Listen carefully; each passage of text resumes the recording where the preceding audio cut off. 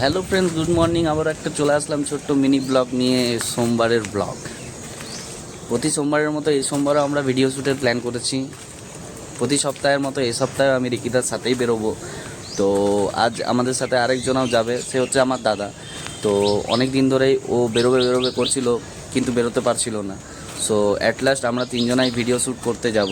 জায়গার এখনও ঠিক করা হয়নি কোথায় আমরা শ্যুট করতে যাব, বাট কোনো একটাই জায়গায় তো যেতেই হবে শ্যুট করার জন্য।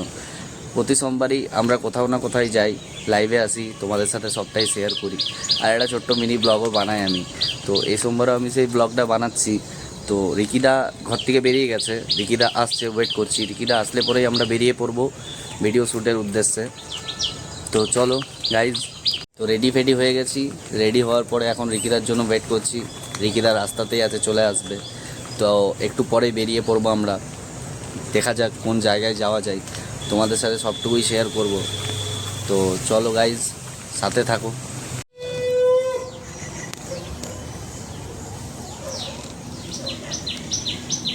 তো ফ্রেন্ডস, আমরা বিসর্জন ঘাটে এসেছি। ব্যারাজ ফ্যারাজ ঘোরা হয়ে গেল আমাদের।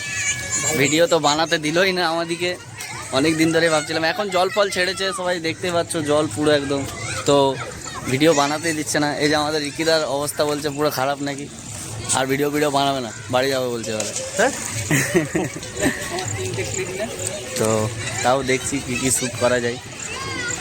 তো ফ্রেন্ডস, আমরা ব্যারাজ থেকে চলে এসেছি অনেকক্ষণ আগে। আমাদের এখানে জল ট্যাঙ্কিতে শ্যুট নিচ্ছিলাম। তো শ্যুট নিতে এই টোটনদারও আসার কথা ছিল, টোটনদাও চলে এসছে।